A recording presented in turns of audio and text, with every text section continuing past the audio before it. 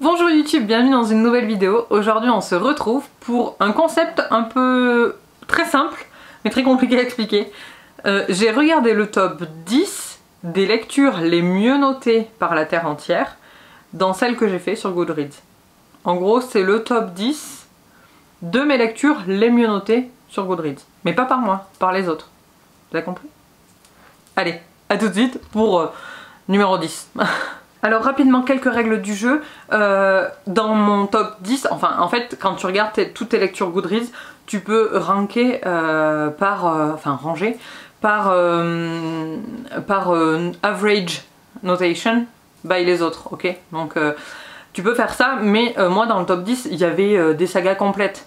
Donc j'ai pris le tome 1 et je suis passée à la lecture suivante au besoin. Donc voilà, c'est vraiment... J'ai pas pris... parce que sinon, franchement il y a tout Harry Potter quoi, donc c'est insupportable. Donc voilà, j'ai pris le tome 1 et vous avez compris la règle du jeu. Donc la numéro 10 de mes lectures les mieux notées sur Goodreads, c'est A Game of Thrones. Et donc là c'est vraiment ce tome là, tout simplement parce que moi je n'ai lu encore que celui-là. Et pour celles et ceux qui ne connaissent pas encore Game of Thrones, bah, c'est de la fantasy, oui c'est de la fantasy mais c'est pas trop présent la magie. C'est une saga familiale médiévale dans un monde qui n'est pas le nôtre. En gros, mais effectivement il y a des dragons et voilà, il y a une part de magie, mais c'est pas non plus c'est pas un Sanderson quoi, je veux dire la magie n'est pas la majeure partie de l'histoire, mais bon ça vous devez déjà le savoir parce que je pense que vous connaissez tous et toutes A Game of Thrones. Mais voilà, j'aime beaucoup ma petite édition paquet de coquillettes là, j'ai pas mal cassé le dos, mais c'est pas grave, on aime quand même. Alors numéro 2, enfin 9, oh ça c'est une lecture bouleversante que je pense tout le monde devrait lire un jour, et je pense que c'est l'une des mieux notées parce qu'elle n'a pas été beaucoup notée, beaucoup lue, mais c'est dommage parce que ce livre mérite d'être connu, même si c'est vraiment... ça prend en trip quoi. C'est ma mère qui me l'a offert à Noël 2020 je crois, et c'est Pour que je sois la dernière de Nadia Mourad avec une préquelle de Amal Clooney, la femme de George, what else, you know. En fait Amal Clooney c'est une avocate spécialisée dans les droits de l'homme, et Nadia Mourad ça a été une esclave de Daesh, donc voilà, c'est pour ça que je dis que ça prend en trip, mais c'est un témoignage hyper important. Et voilà, je peux pas dire que c'était une bonne lecture, genre c'est bien écrit, ça relate les faits et voilà, on peut pas dire que ce soit une belle lecture, mais j'ai mis une très bonne note parce que c'est important, enfin voilà, c'est important qu'il y ait ces documents qui permettent d'entretenir le devoir de mémoire, je dirais. Ensuite, alors là je vais prendre tout le box set, comme ça au moins je m'embête pas. C'est Shatter Me. En fait, en vrai, c'était Ignite Me, le 3e tome de cette trilogie Shatter Me. Shatter Me, c'est une romance fantasy dystopique. Je sais pas dans quel ordre il faut mettre les mots. Mais c'est l'histoire de Juliette qui a un toucher létal. Donc en fait, Juliette, dès qu'elle touche quelqu'un, bah, la personne, elle meurt dans d'atroces souffrances. C'est sympa pour la sociabilisation, on adore. Et donc tout commence avec Juliette qui est enfermée dans une prison, voilà, où bien sûr elle ne peut toucher personne parce que c'est un danger pour la société. Et c'est une société assez particulière, je vous laisserai découvrir. En français c'est Insaisissable je crois, et je pense que cette saga n'est pas assez connue en francophonie. Les Américaines en ont beaucoup parlé fut un temps, et en francophonie très peu, alors que ça se lit super bien. C'est une bonne histoire. Moi j'avais écouté les livres audio quand j'étais au travail, je peux le dire. Ouais, je fais ma Claire Chazal, j'ai mes petites notes de chez Lana Songe. Mais oui, je pense que cette impopularité française n'est pas méritée, parce que moi j'avais beaucoup aimé ma lecture, et franchement c'est une trilogie qui se lit très bien. Alors après il y a d'autres histoires derrière, il y a des nouvelles, et il y a une autre trilogie qui suit, je crois même 2 trilogies, je sais plus exactement. Peut-être 2, ouais, qui ont été un peu moins bien notées, mais celle-ci franchement elle fait le taf hein. Ensuite du brandy, of course, ensuite on a du brandy et c'est Skyward les amis. Alors je sais plus si c'était Skyward ou Starsight qui était très bien noté, je l'ai pas annoté parce que je l'ai lu en e-book, mais j'ai annoté Shatter Me. Ah ben, ils sont dans le box set, je peux pas voir. Bref, Skyward c'est de la SF, avec des vaisseaux spatiaux, de la guerre et tout, un peu à la Star Wars, mais en écrit par Brandon Sanderson. Voilà, et c'est l'histoire de Spensa Spin, qui rêve de devenir pilote, c'est comme ça qu'on dit, et qui en fait ne peut pas parce que son papa il a fait juste une grosse connerie dans l'armée. Voilà, donc elle ne peut pas, c'est un déserteur et donc sa famille est mal vue, mais je vous laisse après découvrir. Franchement, Skyward, c'est vraiment une de mes meilleures lectures de Brandon Sanderson.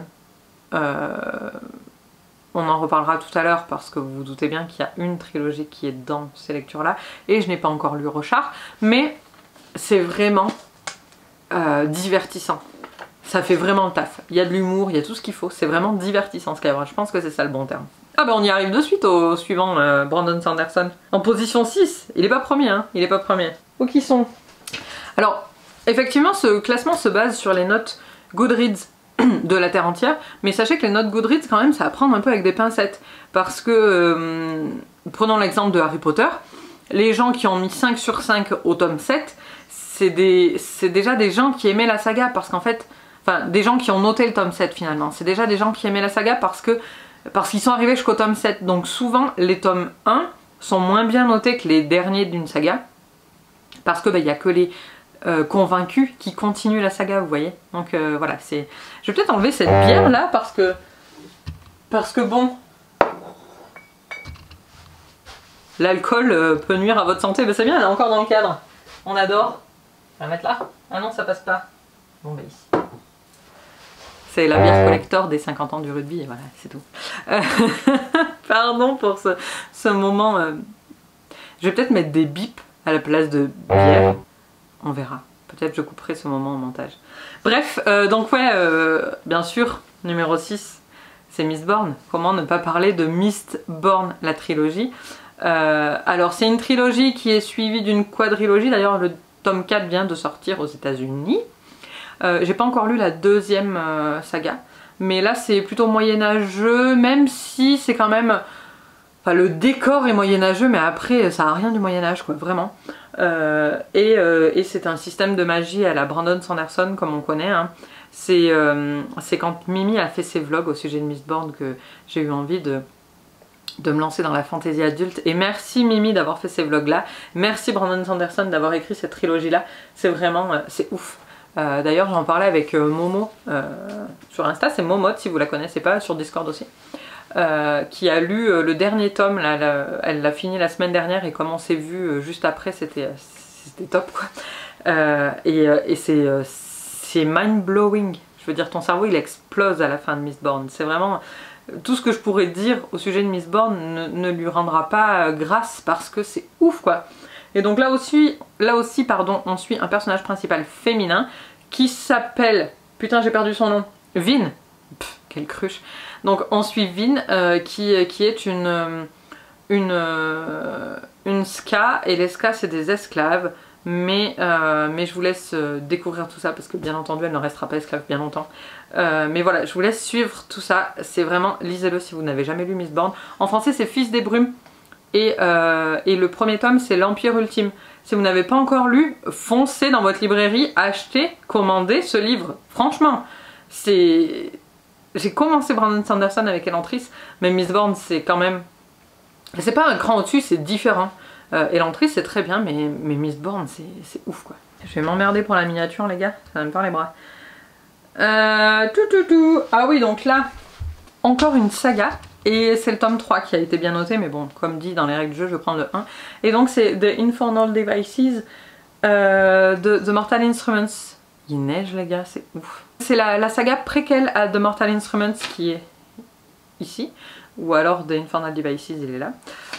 Et donc c'est du steampunk. C'est la saga qui pour le moment j'ai le moins aimé. Mais je me laisse le choix, comment dire, le choix, la possibilité d'une relecture pour changer d'avis en VO. Donc voilà, mais d'abord il faut que je lise la première trilogie, ensuite celle-là, et ensuite finir Shadowhunters pour après, voilà. Mais pour le moment je suis en train de lire autre chose, et j'ai lu le premier tome de Shadowhunters dans ma relecture. Bref, c'est l'histoire de Tessa, dans un monde de Shadowhunters, donc si vous ne connaissez pas et que vous n'avez pas envie de lire, il y a la série sur Netflix, mais elle est... voilà, elle est pas ouf. Moi j'avais beaucoup aimé le film, mais malheureusement ils n'ont pas continué. Et voilà, je pense encore une fois que c'est comme Shadow Me, c'est-à-dire qu'en France, on n'aime pas assez les Shadowhunters. Je suis assez estomaquée du peu de gens estomaqués. Qui dit encore ça en 2023 genre. Mais je suis assez surprise du peu de gens qui a lu Shadowhunters, alors que putain les gars, c'est trop bien quoi. Moi j'adore, ça a des vibes de Charmed, un truc de malade quoi. Mais non, les gens ils... non, c'est sous-côté. Écoutez, c'est sous-côté. Même si, encore une fois, les origines, le préquel, c'est pas ma saga favorite. Hein. On rentre dans le top 4. Le top 4. Oh putain, il est tout là-haut. Allez, plus haut. Allez, la flemme. Je vais prendre celui-là. J'ai plein d'éditions.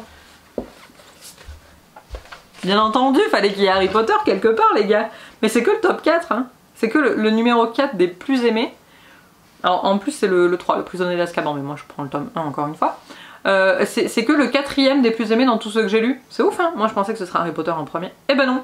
Donc voilà, Harry Potter, est-ce qu'on le présente encore? Non. Est-ce qu'on présente les conneries que dit J.K. Rowling? Absolument pas. Donc on va passer rapidement. Hein. Oh.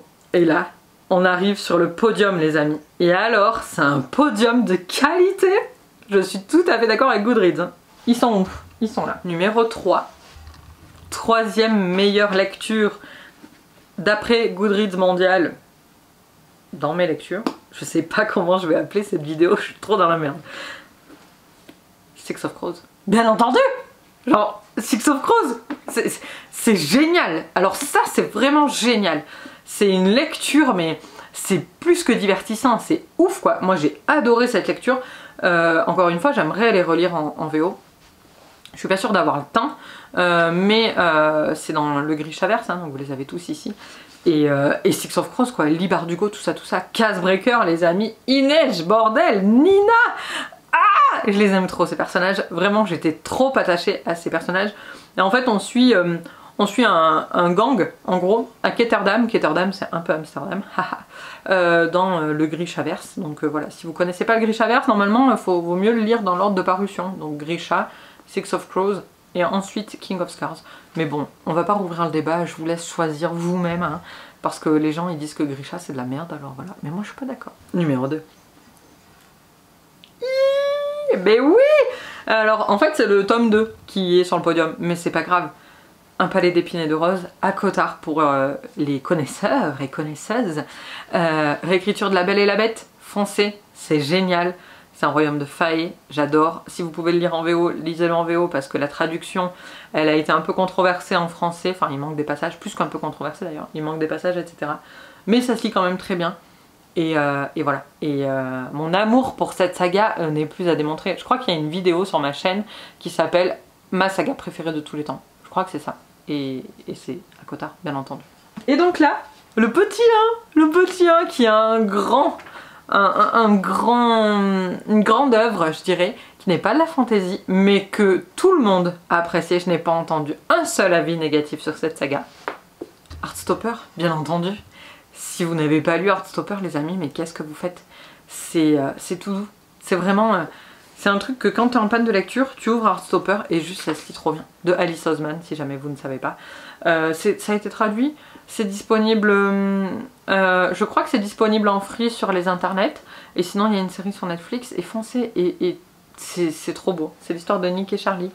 Et voilà. Et c'est tout doux. Franchement, si vous avez jamais découvert un stopper, que personne ne vous a convaincu jusqu'ici, mais qu'attendez-vous? Qu'attendez-vous? Genre, dites-moi dans les commentaires ce que vous attendez. Et donc voilà, c'était la vidéo dont je ne sais pas prononcer le nom. J'espère qu'elle vous a plu. Et n'hésitez pas, vous, à aller voir dans Goodreads. Vous faites My Books, vous allez dans Red Books, bien sûr ceux que vous avez lus.